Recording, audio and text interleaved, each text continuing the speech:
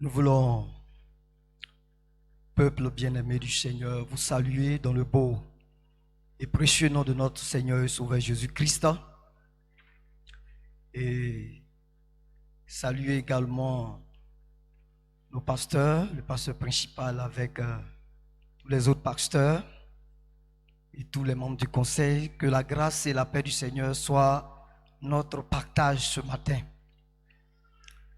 Alors, nous allons passer à l'écoute de la parole de Dieu comme ça a été annoncé. Avant tout propos, nous voulons profiter aussi pour dire merci à l'homme de Dieu, le missionnaire Nfessier. Voilà pour l'occasion qu'il nous donne toujours de nous tenir devant ici pour continuer à apprendre. Alors nous allons prendre nos Bibles.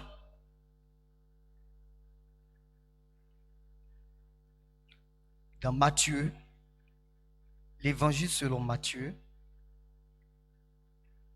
le chapitre 24, nous commencerons notre lecture à partir du verset 37 jusqu'au verset 39.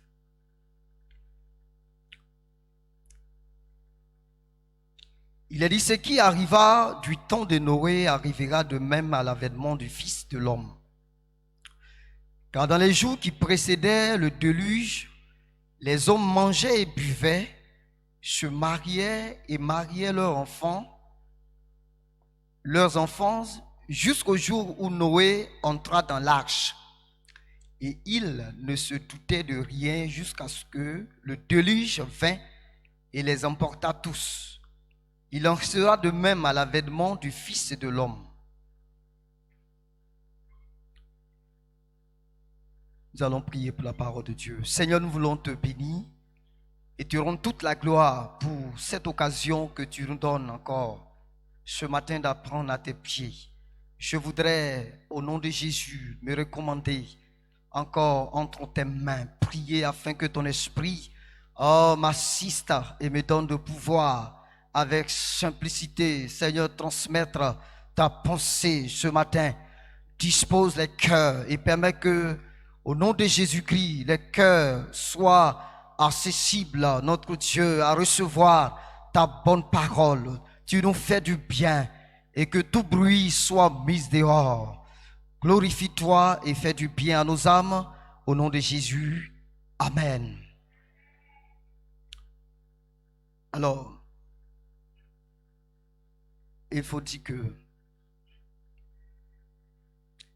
prendre la parole et prêcher, c'est pas facile. Et j'ai souvent pensé que,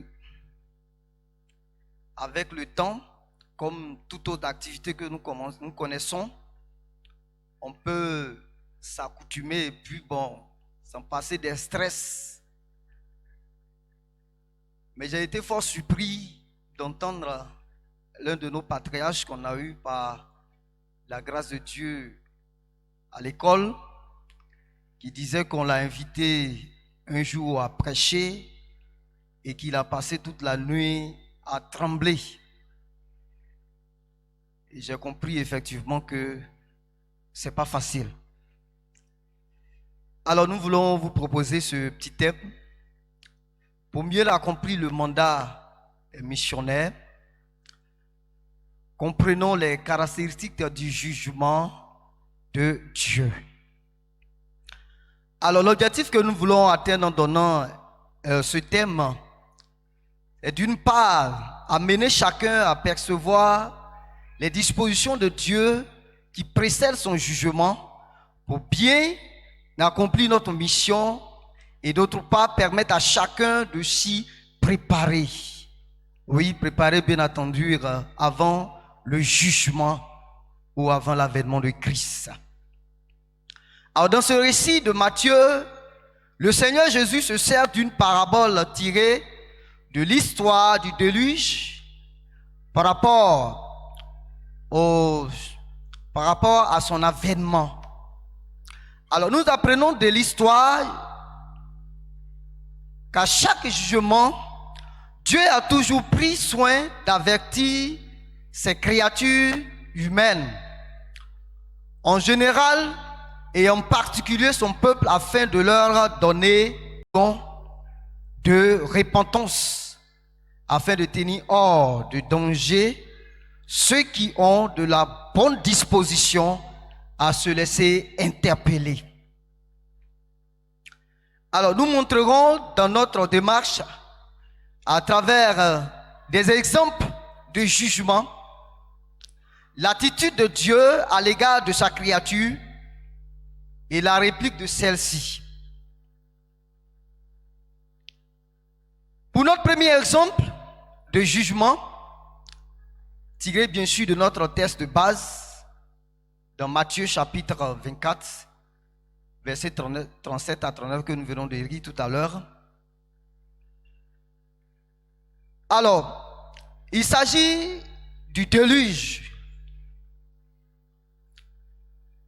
Et l'attitude de Dieu par l'entremise de Noé en qualité d'avertisseur avant le déluge, avant le jugement. Alors, quand nous, avec une analyse vraiment très poussée de ce passage, alors nous comprenons ici que Dieu s'est disposé d'abord à avertir les hommes du temps de Noé, par le biais, par le canal de Noé, son serviteur.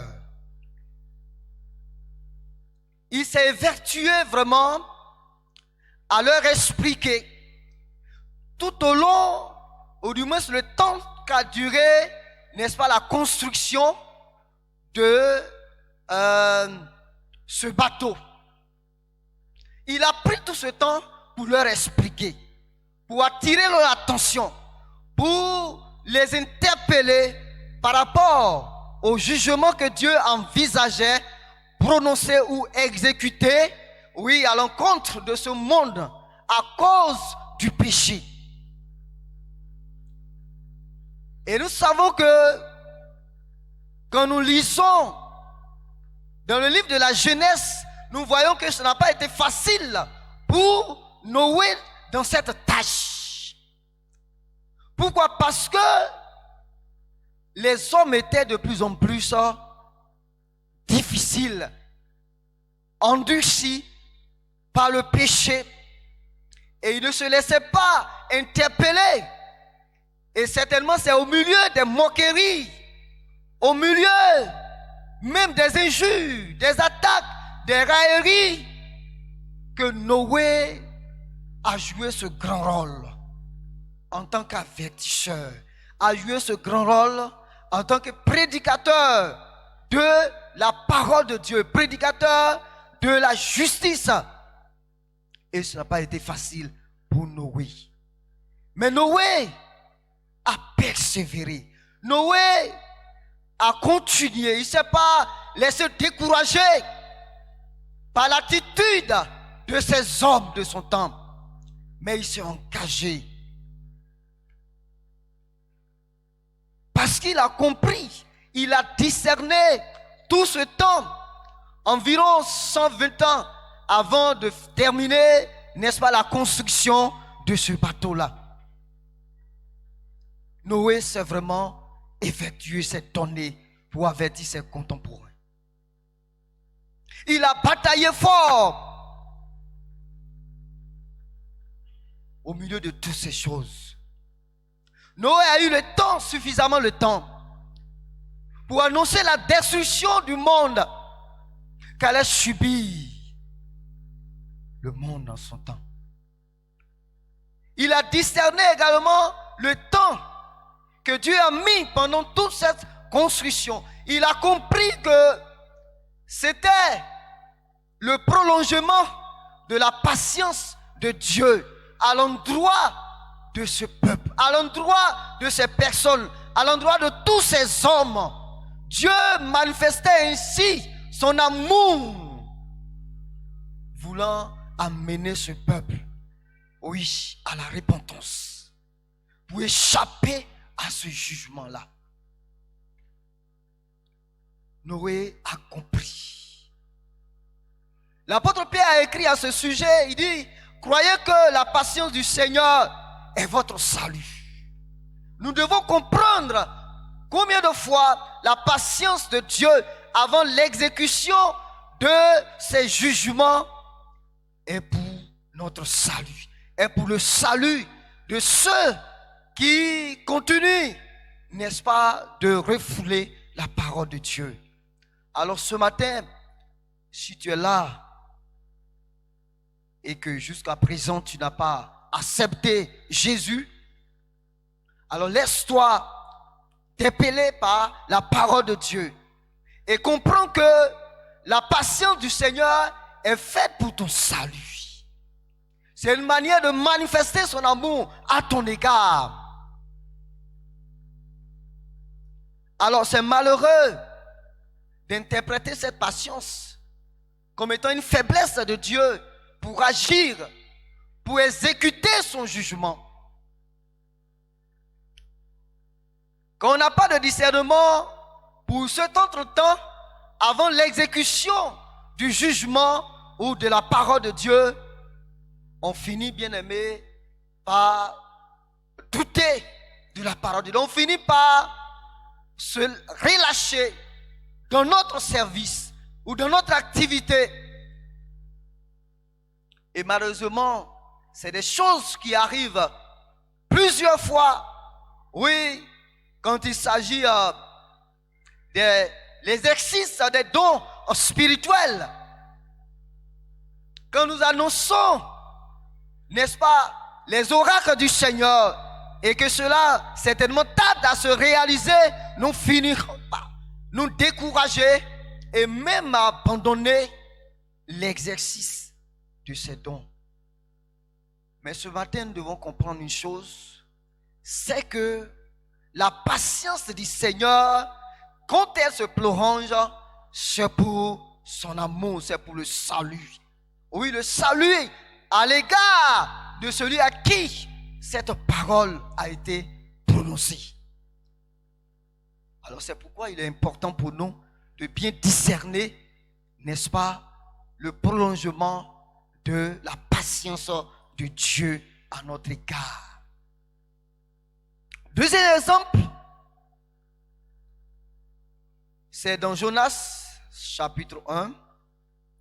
Alors lorsque l'Éternel résolut de détruire Ninive, il va, n'est-ce pas, missionnariser son serviteur Jonas à aller avertir ce peuple de Ninive, annoncer la bonne parole à toute cette population qui ne savait pas distinguer leur droite de leur gauche, afin d'amener ce peuple à échapper à ce grand jugement que Dieu envisageait, n'est-ce pas, d'exécuter ou d'accomplir à l'encontre de ce peuple. Malheureusement, Jonas, oui, il a compris comment les dispositions que Dieu prenait pour ramener ce peuple à échapper à son jugement. Mais il n'a pas voulu se soumettre pour aller annoncer l'évangile. Comprenons et soumettons-nous à l'ordre divin pour accomplir sa volonté. Car il dit au chapitre 4 de Jonas, versets 1 à 2, cela de plus fort à Jonas et il fut irrité. Il implora l'Éternel et il dit, ah l'Éternel, n'est-ce pas ce que je disais quand j'étais encore dans mon pays et ce que je voulais prévenir en fuyant à Tarsis, car je savais que tu es un Dieu lent à la colère et riche en bonté et qui ne répond du mal. Bien-aimés, il est important pour nous de comprendre ces choses. Avant, je ne comprenais pas. Malheureusement, je priais pour hâter le jugement. Voilà le jugement de Dieu à l'encontre de certaines personnes qui, n'est-ce pas, se comportaient mal. Et un jour, Dieu a décidé de frapper, voilà, un homme de Dieu. Voilà, je vais taire son nom. Et j'avais commencé comme ça à prier pour que ce jugement s'exécute vite. Et le Seigneur va me dire, il va me répondre pour dire, mais va voir mon serviteur Moïse, comment il fait lorsque je prends la résolution de détruire mon peuple. Et nous pouvons voir dans Deutéronome, le chapitre 9, verset 19 par là. Voilà, je vais lire rapidement. Car j'étais effrayé à la vue de la colère et de la fureur dont l'Éternel était animé contre vous, jusqu'à vouloir vous détruire. Mais l'Éternel m'exauça encore 7 fois. Alors toi, intercesseur, n'abandonne pas d'intercéder. Alléluia. D'intercéder pour amener ceux qui continuent, n'est-ce pas, de se vautrer dans le péché. Oui, à revenir à l'Éternel. Toi qui exhorte et qui encourage, n'abandonne pas ta tâche. C'est ainsi que Dieu nous a appelés. Il nous a appelés pour être en quelque sorte de garant, oui, de ces âmes, de ces personnes.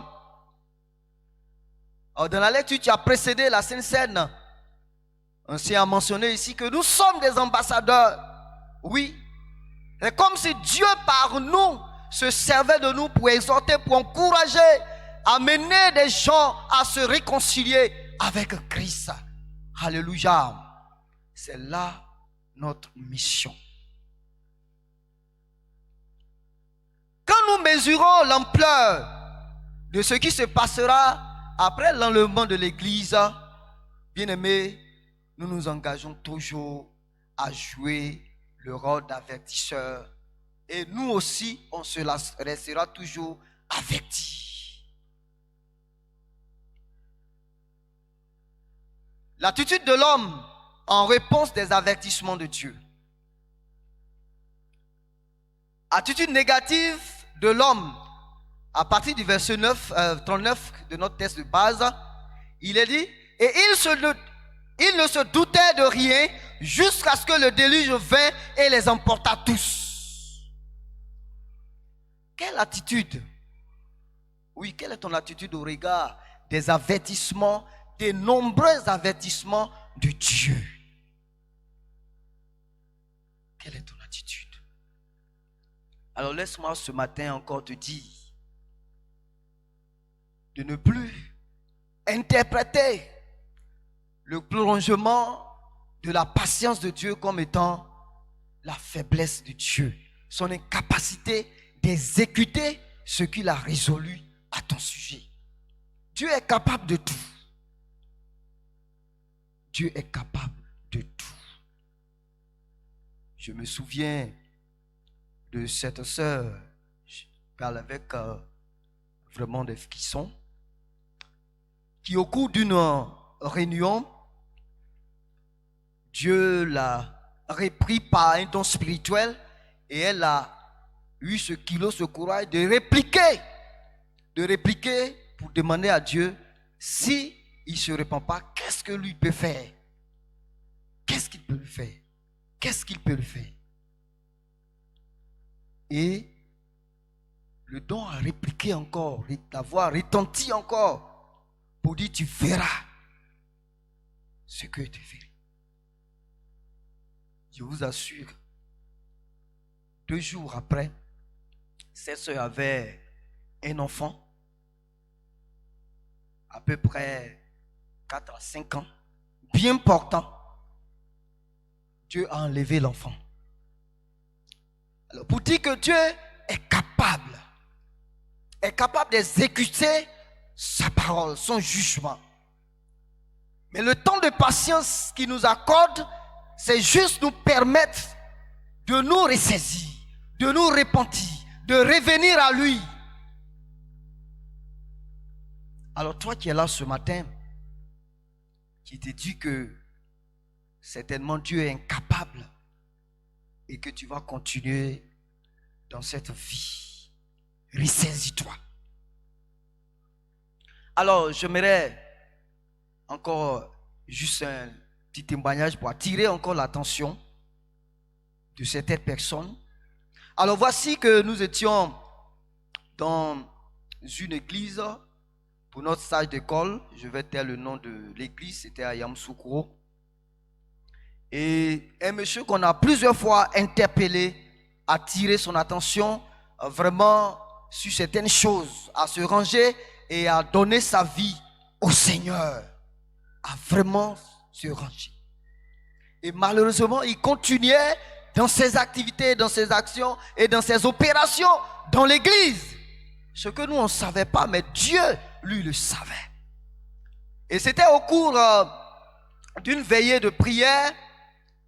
Et la prière a tellement chauffé que toute la salle était vraiment en ébullition, en mouvement. Et voici que ce monsieur en question était assis, va de sa chaise tomber, excusez-moi de ce thème, pisser sur lui. Et après les autres cas, je me suis approché pour lui demander, mais qu'est-ce qui ne va pas? Il m'a chassé. Il m'a dit, mais va-t'en. Je cherche mon âme. Je cherche mon âme. J'ai dit, mais qu'est-ce qu'il veut dire par là? Alors, le Seigneur me dit, mais il a décidé de vous attaquer et c'est ce qui lui est arrivé en réponse de ce qu'il a projeté de vous faire. Bon, j'ai pas vraiment voulu accepter cela parce que nous, on l'exhortait, on l'amenait vraiment à bien se ranger, à donner sa vie au Seigneur. Et pourquoi des trucs peuvent lui arriver? Et après le culte, après la veillée, s'est rendu chez lui pour l'exhorter, l'amener vraiment à se repentir. Malheureusement, il nous a chassés. 3 jours après, il mourut. Oui. Et par la suite, nous avons compris, Dieu, il était sorti de son âme, voilà, pour opérer. Et Dieu, qu'est-ce qu'il va faire? Il a verrouillé toutes les portes d'entrée et il n'a pas pu, n'est-ce pas, voilà, retrouver encore son corps. Et c'est ce qu'il nous disait. Il dit, je cherche mon âme. Laissez-moi, je cherche mon âme. Alors ce matin, c'est pour attirer encore l'attention. Toi qui es là, qui certainement opère, voilà, dans l'église, pour attaquer les hommes de Dieu, pour attaquer les enfants de Dieu. Ressaisis-toi. Si Dieu use de patience, c'est pour son amour à ton égard. Il veut te sauver. Il ne veut pas que tu te perdes. Attitude positive de l'homme face à, n'est-ce pas, à l'intervention et à l'action de Dieu. Noé et sa famille ont cru et échappé à la condamnation. Pour dire que quand nous avons une attitude positive et que nous sommes prêts à nous repentir et que nous sommes prêts à abandonner, nous sommes sauvés. Nous sommes épargnés de ce que Dieu a résolu comme jugement d'exécuter sur notre vie. Nous voyons que les Ninivites ont cru aussi aux avertissements de Dieu et ont échappé au jugement de Dieu. Toi aussi, toi qui m'écoutes, qui me suis, si tu écoutes les avertissements de Dieu, si tu reçois la bonne parole de Dieu, tu vas échapper au jugement de Dieu. Alors, comment s'y prendre avant l'avènement de Christ? Si pour ces jugements passés, certaines personnes, malheureusement par leur faute, ont subi la condamnation, nous, comment devons-nous prendre? Ou comment nous devons faire? Nous devons continuer, n'est-ce pas, comme Noé a averti le monde. Nous devons continuer à proclamer la bonne parole du Seigneur. Nous devons continuer à exhorter même ceux qui nous présentent toujours des cœurs endurcis, des oreilles fermées et sourdes. Et récemment, je prêchais l'évangile à un jeune et fait des menaces. Il m'a dit, il m'a bien reçu, mais si je continue, il va me manquer de respect. Mais bien aimé, au milieu de toutes ces choses, nous devons toujours continuer à prêcher l'évangile. Comme Noé l'a fait. Comme l'apôtre Paul l'a fait. Au milieu des coups, l'apôtre Paul ne s'est pas lassé, n'est-ce pas, d'accomplir la mission de Dieu. Matthieu 24, 14 dit, cette bonne nouvelle du royaume sera prêchée dans le monde entier pour servir de témoignage à toutes les nations, alors viendra la fin. Noé n'a eu que environ 120 ans pour réaliser ce grand projet avant la condamnation de ce monde. Mais nous avons à présent plus que 2000 ans, oui, 2000 ans que cette bonne nouvelle est annoncée. Continuons à annoncer. L'apôtre Paul, dans sa lettre s'adressant à Timothée, l'a exhorté, prêche la parole, insiste à toute occasion favorable ou non, reprend, censure, exhorte avec toute douceur, tout en instruisant. C'est ce que nous devons faire. Quand nous comprenons, n'est-ce pas, le système ou les caractéristiques du jugement, les dispositions que Dieu prend qui précèdent son jugement, nous comprenons et nous nous mettons vraiment au travail. Nous évertuons, oui, avertis malgré tout. Nous devons également continuer à avertir ceux qui vivent aussi dans le désordre. Voir 1 Thessaloniciens 5, verset 14 par là. Réagir toujours face à l'inconduite, à la formalisme, l'apostasie religieuse. Et nous devons toujours discerner et comprendre le prolongement de la patience de Dieu. Pour se laisser interpeller et ne point se relâcher. Face à l'insouciance, comme les jours qui ont précédé le déluge, bien-aimés, nous devons toujours continuer à accomplir notre mission. Rien de nouveau. Faites mention le soleil. Car aujourd'hui, les gens présentent également cette insouciance dans leur vie, leur façon de vivre, leur manière de se comporter. Nous voyons toute cette attitude-là. Alors pour terminer, bien-aimés, retenons ceci. À travers ces exemples du jugement de Dieu, son attitude et ses dispositions,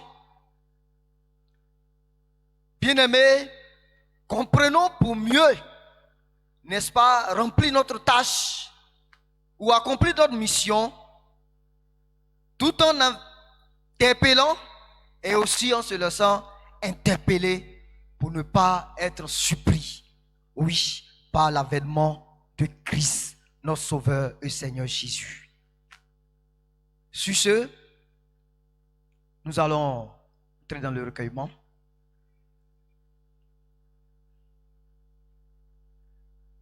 Merci Jésus. Merci Seigneur pour ta parole. Nous allons, c'est le groupe musical nous introduire dans ce chant et nous disposer avant la prière. Merci Jésus.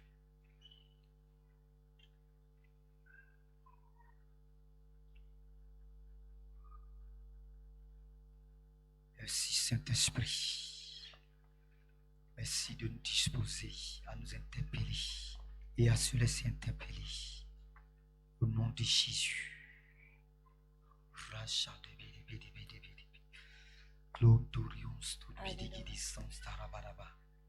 Merci Jésus. Jésus revient. Alléluia.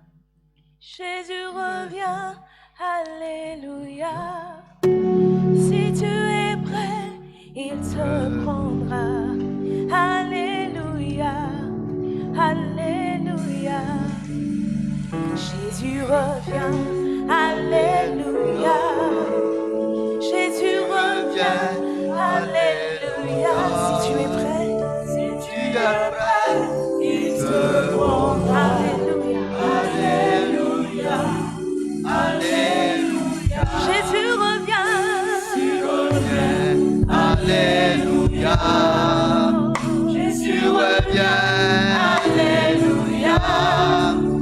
Jésus est prêt, il te prendra. Alléluia, Alléluia.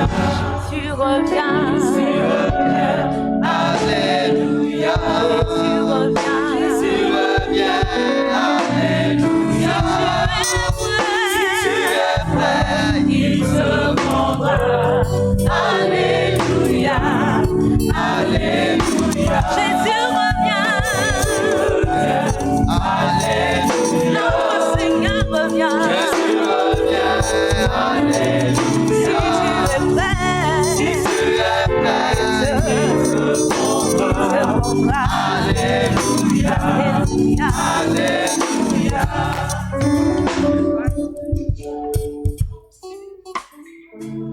Nous allons ensemble prier le Seigneur, lui rendre toute la gloire pour le prolongement de sa patience à l'égard des hommes que nous sommes. Nous allons lui rendre grâce et lui demander encore ce matin de nous disposer et nous aider à savoir discerner ce temps de prolongement de sa patience. Non seulement nous amener à nous apprêter, oui, à nous laisser interpeller, mais aussi à être en mesure d'interpeller aussi le monde à travers l'évangile. Prions ensemble, Seigneur. Nous voulons te bénir et nous voulons te rendre grâce. Nous voulons te dire merci, Seigneur, pour l'expression de ton amour manifesté, notre Père et notre Dieu, à travers ta patience, ce grand notre Dieu, en jugement de ton temps. Oui, Seigneur, à chaque jugement, oui, tu prends du temps pour nous attendre dans l'espérance, oh, de nous voir nous ranger, dans l'espérance de revenir à toi, dans l'espérance de saisir, Seigneur, ta main, oui, ta main tendue. Seigneur, nous voulons ce matin te bénir et te dire merci pour cet amour manifesté, oui, à l'endroit en particulier de ton peuple, pour permettre à ceux qui, notre Dieu, notre Père, continue, Seigneur Dieu vivant et Dieu de gloire, de t'attendre, Seigneur, de se ressaisir et de revenir. Merci également pour ce temps que tu nous donnes, d'avoir toute l'occasion pour annoncer ta parole, pour prêcher ta parole, pour faire entendre, oui, ta volonté. Oui, Seigneur, celle de voir tous les hommes parvenir à la repentance. Car tu ne veux pas qu'aucune, Seigneur notre Dieu, ta créature ne périsse. Seigneur, merci de nous aider à comprendre cela et que toute la gloire et l'honneur te reviennent au nom puissant de Jésus-Christ. Merci, Seigneur. Alors avec, toujours dans le recueillement, avec la permission de notre pasteur principal, à lui demander de prier pour nous tous, oui, nous tous, à comprendre le prolongement de la patience de Dieu pour nous apprêter en non seulement annonçant l'évangile, pour amener les autres aussi, n'est-ce pas, à nous rejoindre, mais nous aussi à être prêts avant le retour de notre Seigneur Jésus. Merci, Jésus.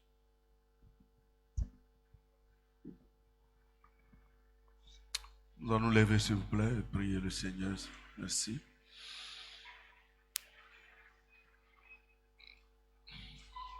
Demandez au Seigneur de nous donner l'opportunité, cette opportunité qu'il nous accorde d'annoncer la bonne nouvelle au jour de nous, ne pas abuser de sa patience, mais de pouvoir annoncer la parole parce que son jugement effectivement est vrai.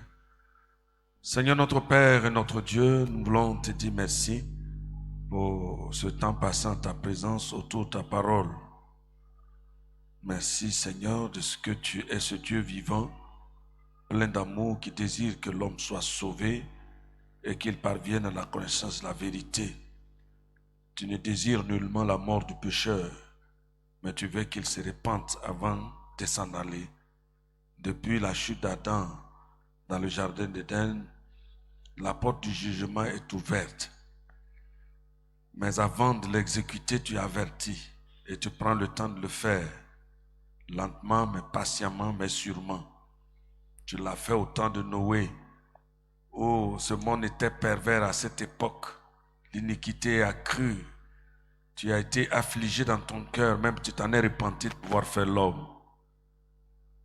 Et tu décides de juger. Mais avant de le faire, tu ordonnes à Noé, l'homme juste en son temps, de construire cette arche de sauvetage. Seigneur, ce qui a été fait, personne ne l'a écouté. 8 en ont été sauvés. Mais à aucun moment, Noé n'a résisté à une telle mission. Il l'a fait jusqu'au bout. Seigneur, au milieu d'une telle génération pécheresse, où des gens se comportent de façon perverse, désordonnée, désorientée, déréglée, où la débauche et l'iniquité est accrue, tu veux encore nous inciter à persévérer comme Noé dans l'accomplissement de la mission de Dieu. Donne-nous de persévérer sans relâche et avec foi, de s'aimer la parole, d'annoncer la parole autour de nous, dans nos campements, dans nos villages, dans nos quartiers, dans nos services.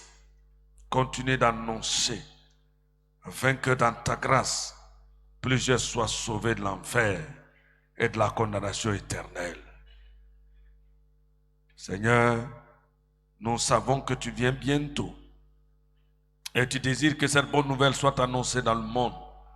C'est alors que viendra la fin. Réveille l'Église du Seigneur, accomplis un tel mandat avec zèle et persévérance, sans relâche.